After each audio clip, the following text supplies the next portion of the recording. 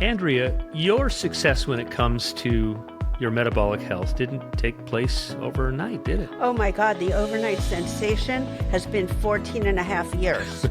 I'm just a big success story overnight. I mean, it's the longest overnight sensation in the world. I have had to be more patient than I've ever been in my whole entire life. But I've stuck with it, obviously. And you know, I'm half the size, less than half the size I was when I started. So I guess that was worth waiting for. And what I always tell people, the most amazing thing about this whole process, the weight has not come back. Welcome to Fat Science. I'm Mark Wright, along with Andrea Taylor and Dr. Emily Cooper. So good to see you two. Hello. Be here again. All right, on the show this week, why sometimes it takes a little patience. Or a lot. Or a lot, Andrea, you're right. So as life gets faster and faster, you know, we all enjoy the benefits of instant everything, don't we? Information at our fingertips. We can get food and other stuff delivered to our doorstep. We can connect with anyone in the world instantly. But when it comes to fixing a broken metabolism, it can take time, sometimes years. So that's what today's show is all about. Why it sometimes takes a little patience. Mm-hmm. So, Dr. Cooper, when I first became your patient, I was really surprised when you told me stop exercising because I was overweight, I was pre-diabetic, I had high blood pressure, I had high cholesterol, my insulin response was all messed up. So I thought exercise would be the very first thing that you would tell me to do. Mark, get off the couch, get outside. But you told me to stop. Why did you tell me to stop exercising? Well, I don't know if you remember, but at the time you did have a lot of instability of your blood glucose levels. So every time you ate, your insulin would skyrocket and not your glucose didn't skyrocket. Some people think it's always glucose that skyrockets, but it was the insulin that surged up inappropriately, causing your blood sugar to drop abruptly. And so that low blood sugar problem was really causing a lot of slowdown of your metabolism, basically. And so that was one of the concerns. And there were other kind of indicators that your body was kind of in the famine state. You had kind of not the greatest lifestyle in terms of your work schedule. You can say that again. You had to wake up at the very worst time. It was like 2:30 in the morning when leptin is trying to settle down and when your metabolism's trying to strengthen. You were just disrupting that process by waking up then and, you know, rushing off to work, not getting to bed, not sleeping enough hours, basically. So the whole thing, your whole metabolism was just really off kilter. And the best thing to do in that situation is to focus on a regular schedule. Take the exercise away. Just try to focus on fueling your body consistently, getting enough rest, reducing the stress loads, you know, having that come in first to create some kind of a stable foundation for the metabolism, because exercise is always a stressor to the body physically and physiologically. People think it's not because they feel less stressed if they exercise. They emotionally feel better, but that's different than what's happening physiologically. Exercise is seen as a physical stressor by the body.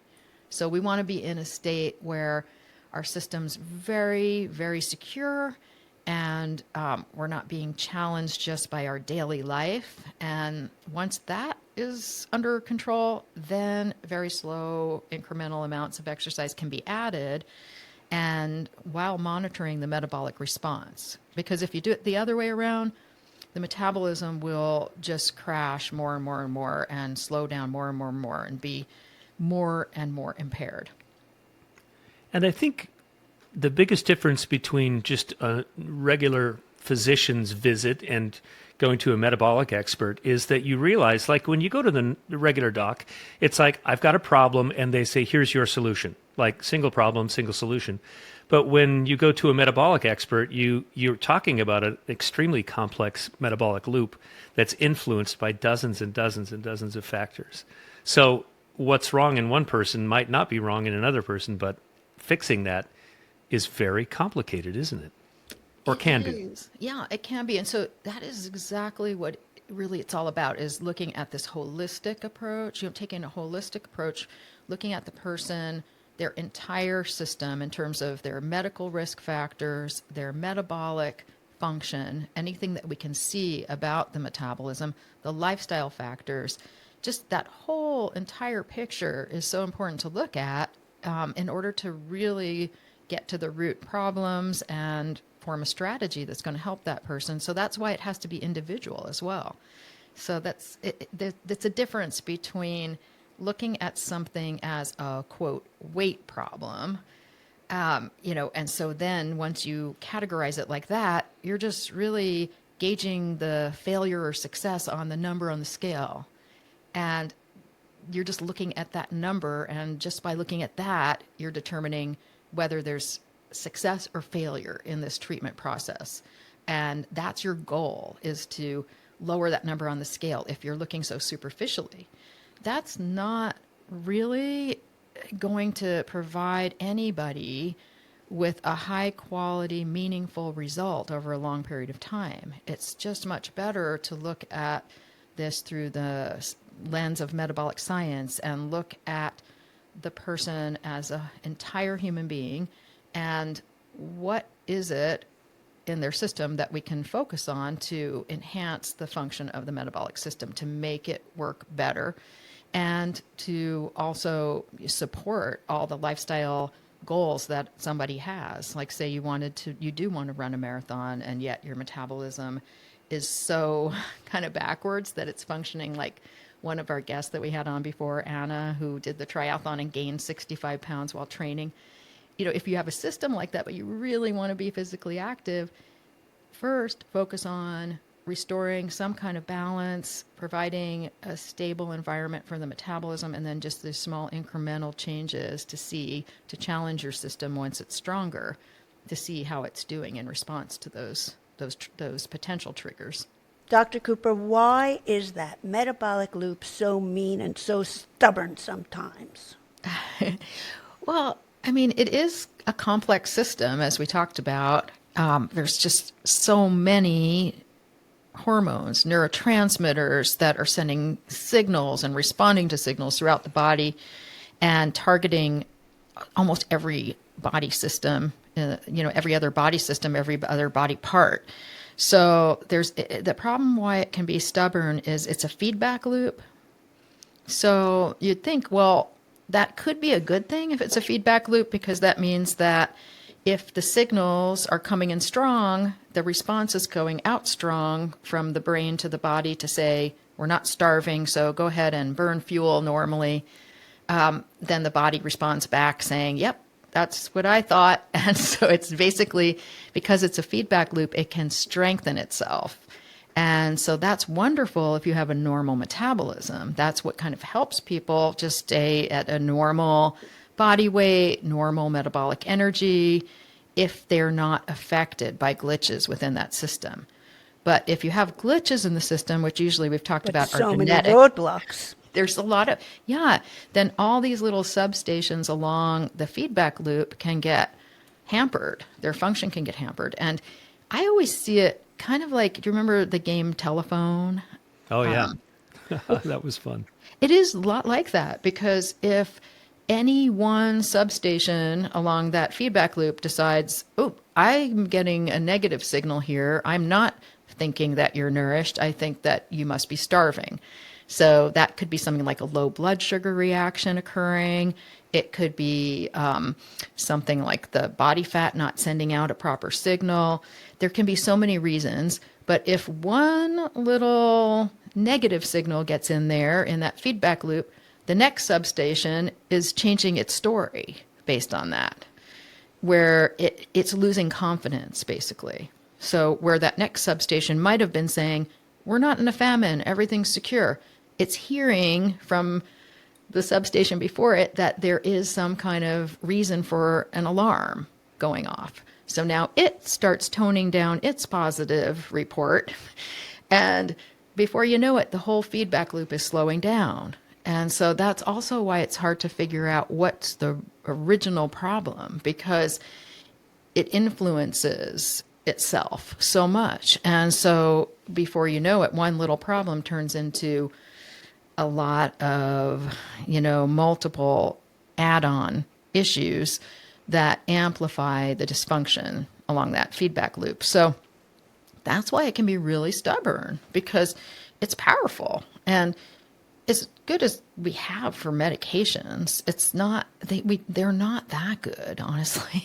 I mean, compared to this power of our metabolism, they're pretty weak in a way. They're a miracle, as you say, Andrea, all the time, the fact that we can even make any difference in this feedback loop. But I think we have to step back and acknowledge the power of that metabolic system to, preserve and conserve energy in the face of perception of famine, basically. It is a really strong system that's is way stronger than the medications that we have.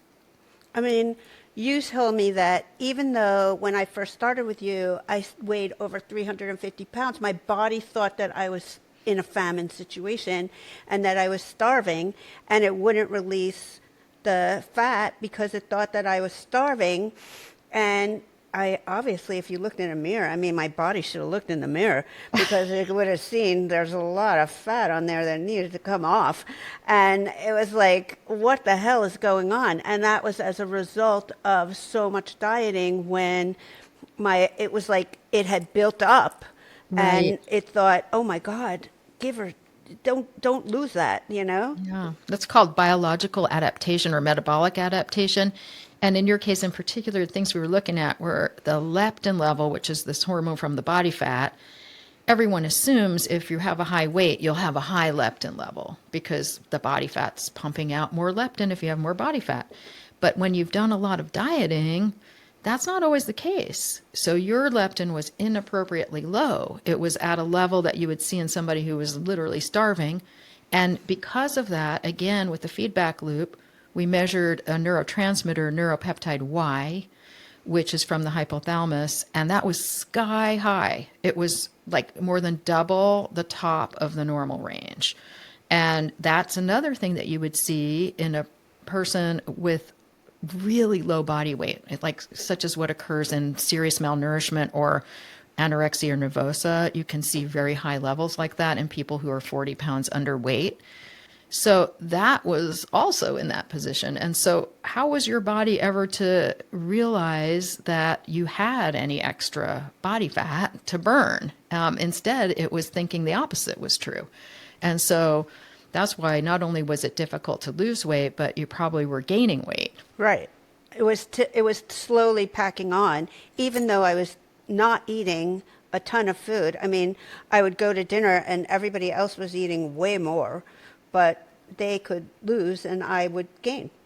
Yeah. Right. Yeah. And it's really sad that is really what's happening. And I think our viewpoint of just kind of putting blame on people is just so out of place, because it's not anyone's fault that this is happening. And in your case, Andrea, it's not even your fault for dieting, because you had a genetic issue that is the main reason. But the diets don't help. And in my mind, I see a lot of patients just like you, Andrea, where the diets themselves increase the body weight by like 100 pounds. Yes, it would have been elevated, but maybe not that high if we hadn't been on this cycle of diet after diet after diet, which causes that metabolic adaptation.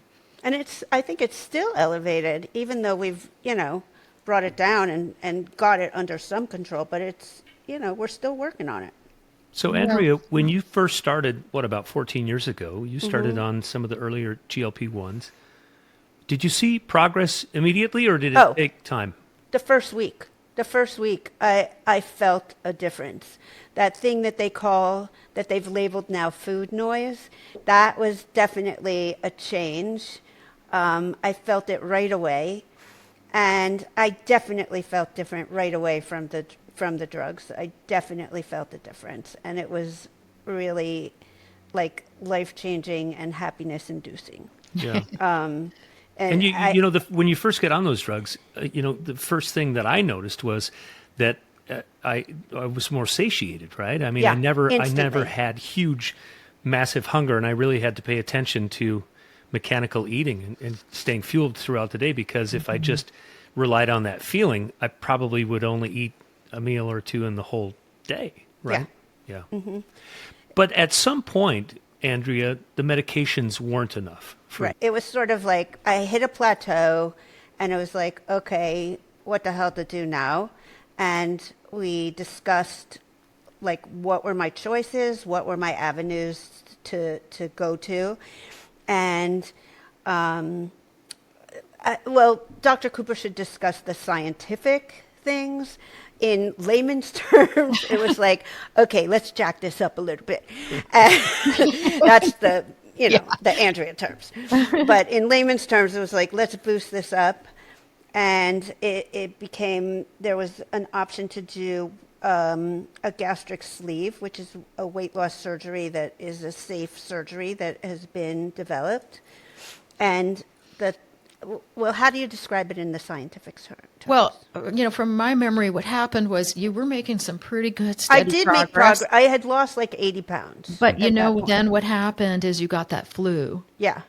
And so once again, and I kept saying, you have to eat, because you felt terrible. Right. It was like an awful flu. I mean, it went on and on. Yeah. I don't know how many weeks you had it, and just you couldn't eat. Your GI system was just not accepting eating.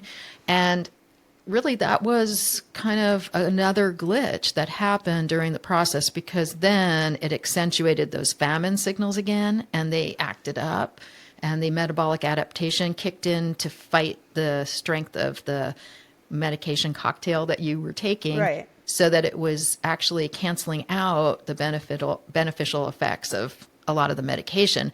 So that was kind of what preceded the plateau type period, that where we couldn't really move past that, and where we started discussing something that we needed to create like a really powerful metabolic signal, which the surgery, I happen to prefer that bariatric surgery, the VSG. I mean, a lot of people like the ones that have different kinds of bypasses. My thinking is, for my own patients, I just recommend, avoiding those types of surgeries that involve a bypass of any kind, because once you do that, you're altering your nutritional absorption. And, your micronutrients are important, the vitamins and the minerals, and people have different responses to that. Some people, it turns out okay. They still can absorb enough nutrients, but some people, it's really extreme, and what they go through after surgery in terms of trying to just get their other nutrient levels back up. So my preference is to steer away from those types of surgeries that affect your absorption. And so that leaves us with the sleeve gastrectomy, or the endoscopic sleeve, which I don't have as much experience referring patients for that, and it doesn't seem to have as good of an outcome as the operative laparoscopic VSG. But what does VSG stand Oh, sorry. For? It's vertical sleeve gastrectomy. They take out the lower part of your of your stomach. The endoscopic one is a gastroplasty, where they just change it by suturing in from the inside to make the size of your stomach smaller. But by reducing the size of the stomach like that, it does a couple of things. The surgical one removes the lower curvature of the stomach, which actually removes like 85% of the ghrelin producing tissue in the body. And so that's a benefit, because ghrelin can interfere metabolically quite a bit. That's the hunger hormone, right? That's nicknamed the hunger hormone, but it doesn't necessarily make you feel hungry, but it sends hunger signals throughout the body. So it's one of those negative signals. We need some ghrelin, and there are times of our life where ghrelin is helpful, but removing that can help a little bit, but also just shrinking the size of the stomach accentuates the stretch receptor effect, which actually helps activate the natural GLP-1, GIP, the beneficial hormones that we're trying to boost. And so having the surgery is like taking a powerful dose of medication, more powerful than what we can do otherwise, typically. And so my feeling is what that does is it brings the problem into the arena where the medication can work again, basically, when you're at that point. Or for patients who have no progress, it can bring, on any medication. And believe it or not, there are patients like that. And so it can help. The surgery at that time, combined with a medical approach, a pharmacologic approach, can really help those patients. So surgery alone typically is not enough for most people long term. It isn't. But Andrea, at that turning point, we just thought, okay, we could be doing this for not just 14 years, but like 34 years. So we were trying to make more progress. So we talked about this, and Andrea was all on board, for this, and found a really good surgeon and, went ahead and went through the process. And then that enabled us to make more progress. But we still needed like pretty big medication pharmacologic cocktails. But now they worked because the powerful signals post-surgery are very reassuring to the body that you're not starving. It accentuates those positive signals. And that really is what we really needed, because the darn virus had come in there and accentuated the opposite signals. So, Andrea, from the time you had that bariatric surgery until now, tell me what that progress has looked like. I've probably lost, about 100 pounds since then, I think. And how many years ago was that? Yeah, I was just going 2020, I think. Wow, that's remarkable. Yeah. So it did what it was supposed to do. A little over 100 pounds since then. And so it did what it was supposed to do. But you needed a lot of medication. But I still need the medication. Like we thought, maybe we'll be able to go on less medication. No. But the difference is, what it did do is exactly what Dr. Cooper just said. It allowed the medication to start really working again, and my body to accept it. I did go off a couple of things, but we've changed them around. We've just changed them around. And it sort of started everything, my body to accept a lot of things better. I think it just started everything to work better and more effectively. Yeah, we first started. Yeah. We first thought, well, usually what you do is you eliminate all the meds at the time of surgery, which is what we did.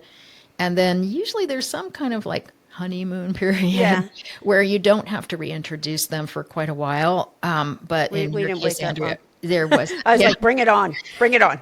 Well, we noticed right early on, within a couple months, that we were going to need to be introducing things. So little by little, we introduced things until it looked like, okay, everything's fine. And then when we got stuck again, we kind of tweak things. And that's what you do in general. But it did really help. I think having that in the background was definitely needed. Yeah. And so I feel very confident that that was the way to go. And that was what was needed and what to do. But like the episode title says, it was all about patience. And sometimes it is super duper hard to have it because you're like, what the hell? Come on. I want like the commercial, but it's definitely worth it. But, that was 5 years ago. So it takes a while. It really does. And, you see on the commercials, you see other people like, oh, I lost 30 pounds in 3 days or whatever. And it's like, no, that doesn't work for it does work for some people. I mean, for some people, yes. But I have a very stubborn metabolism that was very broken. And slowly it's fixing. But like I said, the best thing about it is that it is not coming back. It's not coming back. And that's the miracle for me. That's the true test, because if you have 14 years and you're doing the way you are, that's so much more powerful than someone who lost even the same amount of weight, but they did it all in like 4 years or 3 years. Right. Well, I've done that. Yeah, because that's no guarantee, especially if it was combined with all the crazy radical diets and all that. Right. you don't know what's going to happen. So you've Yeah. got this long-term data, and we're lucky because with this database that we have, we've got patients with 16, 18 years of data in our database, and we're seeing that over the long haul. But it is hard, for some people, and I don't want to leave out some of our patients, like in this episode should also be in honor of some of our patients who really don't make progress at all. And I want to bring that up because everyone thinks that, everyone's going to respond to No. this kind of treatment, or that you do have to just be patient and eventually it's going to work. But even with the best application of science, the best medications, the best lab work, there's a subset of people that do not respond. Their As a system is percentage, so, Dr. Cooper, what would Yeah. you say About that makes up? it's high, 20%. Wow. Just sometimes cannot their get system results. is so broken that it just isn't, or Well- maybe that their drugs just aren't invented yet. I That's- look at it that. Let's look at the I look positive. at it that way. Let's look at the Yeah. positive. I look at it that way too, Andrea, that the meds we have today are not the answer, not really able to hit the metabolic dysfunction Unfortunately. effectively. Right. But, some of that group, what we want to do. So say we have a patient like that. And I recently we have discussed this with Alicia, who came on the podcast before. She's a nurse practitioner that works with me. She brought to my attention a patient of hers that's suffering like this. And so we were trying to think, what should we do? She did all the steps. She looked at everything. This is a combination of somebody also who might have some side effects to medications. So then, you're limited a little bit there of what you can do. So you're always still going to want, as a practitioner, to try to find another way to try to improve the treatment somehow. And so you not give up. That's the point, is just, we don't normally ever give up. We keep trying to be persistent and think outside of the box, think of other angles, but also we want to check genetic testing, find out in those outlier patients, they're outliers, even though it's 20% is a pretty big number, but it's not the majority, the lower response people. We want to look and see what is it about their system that is like this? Like why when we boost all the security signals that say we're safe and secure, and we tone down the famine signals, their body still isn't trusting it and still isn't responding. So what's going on? And so there's some great genetic testing that you can do that looks at whether or not that person might have a single mutation in their genetic pathway, what's called monogenic obesity. That could be one of the problems. So that would be something that we look at. Then we just try to get more lab work too. And we're lucky that we have a good relationship with a reference lab that's willing to help us look at more deeper, levels of things like GLP-1 levels, GIP. So if we could implement something like that, where we can test some of these hormones that aren't standard or neurotransmitters that aren't standard, so we could kind of try to figure out where the block really is, the primary block, maybe that would improve our ability to find the best treatments. But maybe it won't, because maybe there's nothing known or available in that area. But then, also having those discussions like we did with you, Andrea, about the bariatric surgery, trying to figure out, is that something that should maybe come in to try to see if we can bring the condition into the arena where the pharmacology could have an impact.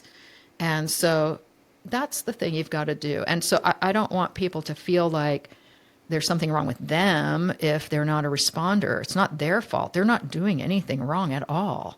It's just they're maybe unlucky because of those genetic cards that they're dealt. Right. It just hasn't been discovered yet what can help Exactly. them. I mean, Mark, you've gone through periods where nothing moved, nothing happened.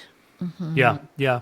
And I'm still a work in progress. I'm still got a little more Me too. belly fat than I'd like, and I'm trying to balance exercise with And your insulin, we're still insulin and working everything. on. Still working on that stuff. Dr. Cooper, in the overall frame of being patient, what should our metrics be when we're looking for quote unquote results, like results?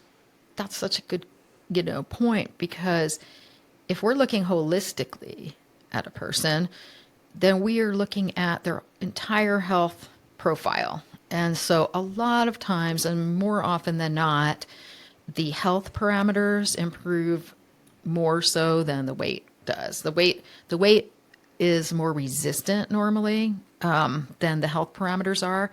So it's not uncommon for patients to see, oh my gosh, my blood pressure is so much better. I was able to go off my blood pressure meds.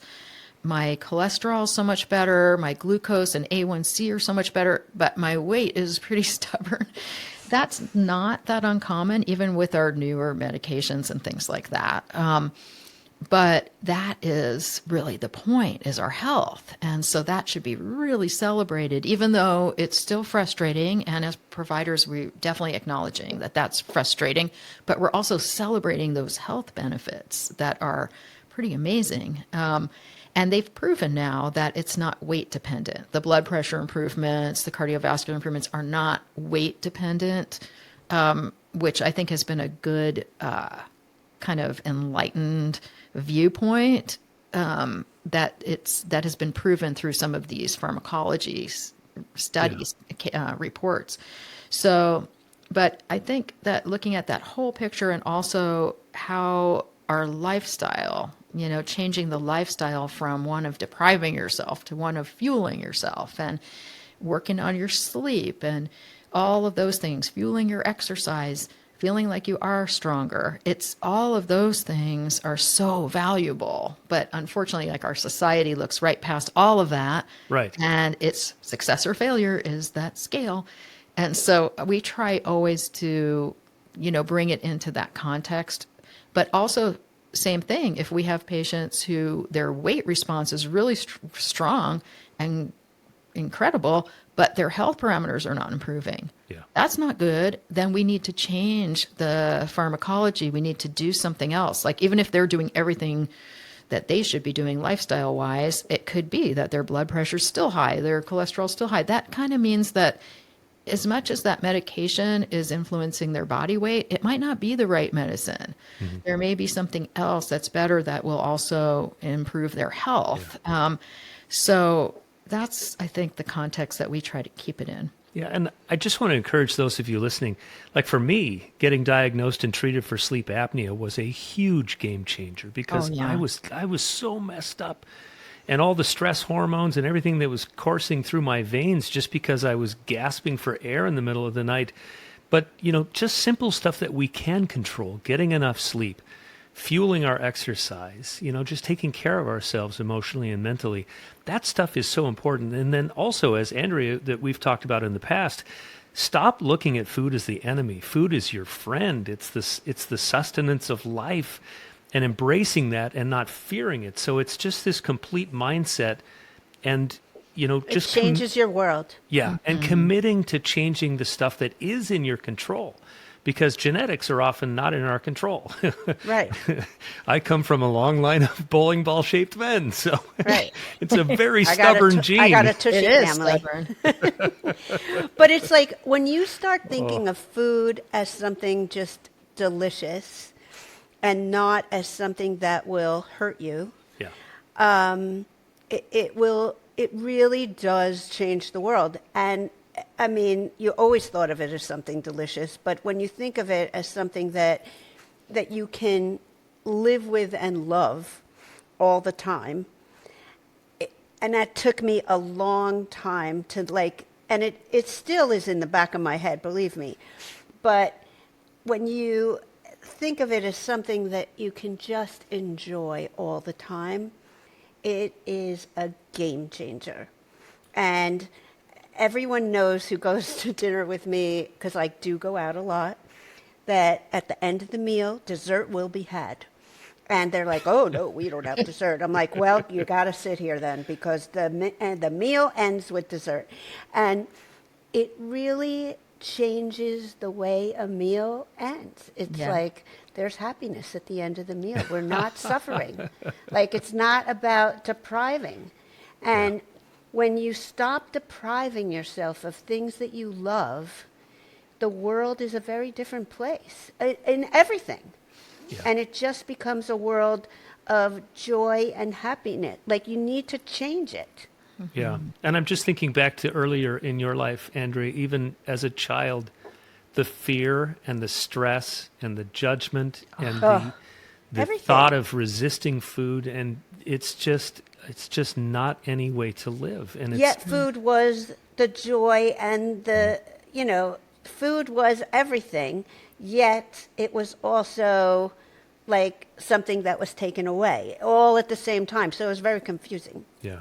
Yeah. I think also just mentally the blame, removing that and the scale and right. And it's still, believe me, it's still there a little, it's still there. Like when there's a little bit of movement on the scale, there's still joy in my life. I still am like, woo, woo.